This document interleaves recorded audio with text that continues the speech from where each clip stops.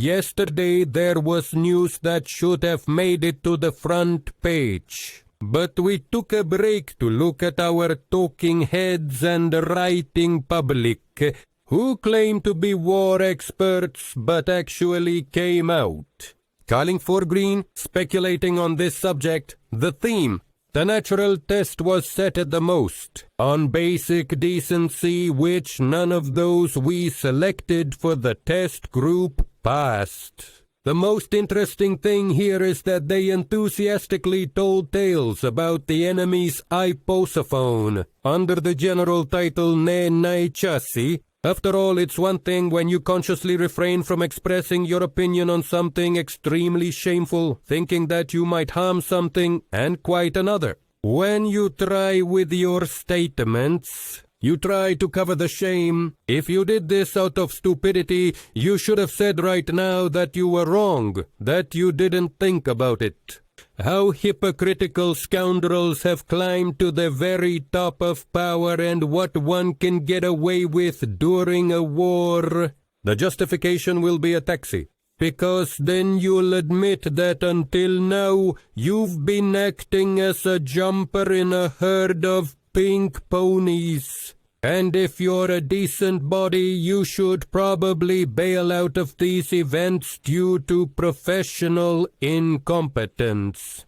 But at least you distance yourself from truly shameful scumbags. In fact, yesterday was kind of a checkpoint, not for the authorities, but for the checkpoint itself. Those who, in one way or another, describe current events. In general, information about the results of the Ministry of Defense's audit for embezzlement of budget funds has appeared online. Allocated for the army. The nature of the check speaks of two things. The injured party in this case is the armed forces, who are currently fighting with the enemy, and the villains are the officials. The Ministry of Defense headed by ex-Minister Reznikov. With their actions, they not only caused damage. Almost $1.5 billion of Ukraine's budget was endured, but they took this money from the pockets of military personnel. Since it's over 40 billion hryvnias, they stole just through the food supply line in the armed forces. Surely no one has forgotten how Reznikov awkwardly relieved himself in public, talking about eggs costing 17 hryvnias each. Mechanical typo and a simple mistake. All normal people understood that he not only lies but mocks the public as if telling her about it, about what he considers it, as a mindless bore. Such a foolish explanation would be enough for her. And only the green electorate, still green to this day, thought it was divine do or taitanatonтebo pesi dunibu. The pure truth of Rodnikov, and therefore, that's why they were briskly washing with this, rinsing their throats, and some even swallowed and discussed the shade, the taste of Reznikov's presentation. And we celebrate. Aside from controlling food supplies, Comrade Reznikov also managed its material component, and a scandal broke out. With winter jackets he did exactly the same, relieved himself on the portraits of the green electorate, already artfully swinging his jacket. It's clear that he's gotten a taste for it, since he wasn't dramatically waving about with eggs during the first scandal, and now it's officially clear what this actually looks like. In fact, I wish. Those who can count might estimate how many eggs these 42 billion hryvnias could buy, and easily conclude that if they were crushed at once, then Reznikov would have drowned in them along with his accomplices. Besides, one can only imagine how brutally they are robbed. Our military, and why are these holes being closed by volunteers whom Reznikov remembered with such disdain and love, with hatred. If the cheerful minister and his team of new faces managed to make such a racket just with the food supply, then something much more massive emerges, and we're talking about hundreds of billions of trivnias, because one would have to be alternatively gifted to think that these organisms were only eating away at the military. Well, if you add how Minister Reznikov covers, who were making money off black, white, green, and other boxes, we're talking about astronomical sums. They, like a vacuum cleaner or a pump, sucked out everything possible, winking at each other, and being fully confident in their impunity. It's clear that the scale of amateur stand-up comedy isn't the same as that of the wonderful minister, which explains that everything is all right with the quasi-volunteer black holes. But nonetheless, there is also an intensive haymaking there. Indeed, it's there that you have to undertake your own actions to neatly cover everything up. However, this is done not to avoid being arrested, but simply not to scare off the sucker. As for the rest, about the order, you don't have to worry. And it should be said, they had all the reasons for this, because, in turn, their superiors covered them who work hard in another part of the capital, specifically in banks. This is suggested by a simple reasoning that simply cannot be overlooked. Let's remind once again, the audit chamber discovered more than 40 billion hryvnia from the Ministry of Defense budget during a large-scale phase of war, that is, about a year and a half. While he was in charge of the ministry, it was fun. Obviously, such a sum was not mastered in one day, and it was lengthy and not at all. It's not a secret process simply because the amounts are too large, and now everyone can remember how much we have of law enforcement agencies, and not one of them received even a hint during this time on such a gigantic schedule. So what? Did Casa Nostra work with its omerta so nobody blurted out even when drunk? And let us remind you that some of these bodies specialize exclusively in corruption schemes and crimes. Civil servants and senior officials. People, in simpler terms, they should not be engaged in anything else except for exposing such offenses and holding accountable involved persons. In this case, the aspect of military budget cut and its approximate volume in one of the directions revealed a auditor chamber which should lead to the resignation of the leaders of the very special services.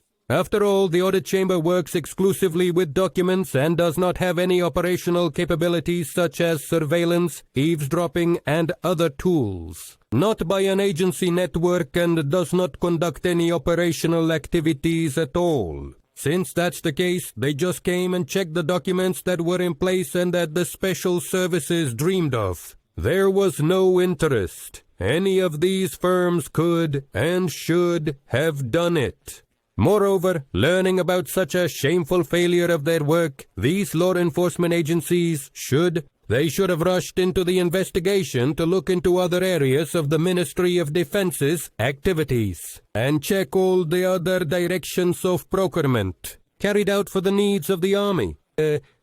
It's clear that if such a large-scale budget theft scheme has been exposed here, then something similar is likely operating in other areas. Answer, silence. What's more, this silence already rings, even in relation to what the audit chamber dug up. At least there is no slightest information online that someone has summoned the smiling ex-minister for questioning or established his current whereabouts. One could say that the Ministry of Defense is a closed department, and it's difficult for law enforcement to work there, but how to confiscate Calistrines and create other chaos, they have no problem with that.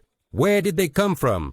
Or wander around the combat units and bring them into combat readiness normally, but they dare not enter the official offices. Such behavior can only be explained by one thing. They all received the order, stand, do not provoke. Who can give such an order to everyone at once? But let's take one more step forward.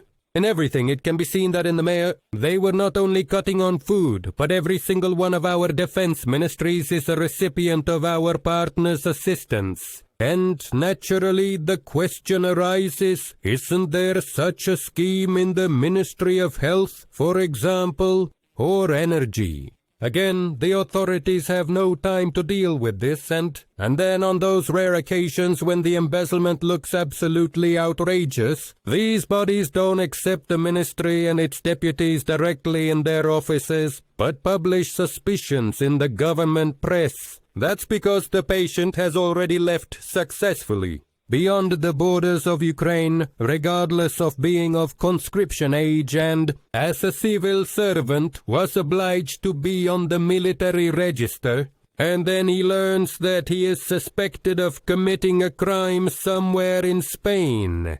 But on receiving this news, they quickly get their bearings in geography to park correctly in a country that has nothing to do with Ukraine. Agreement on readmin. That means there is no need to fear extradition there.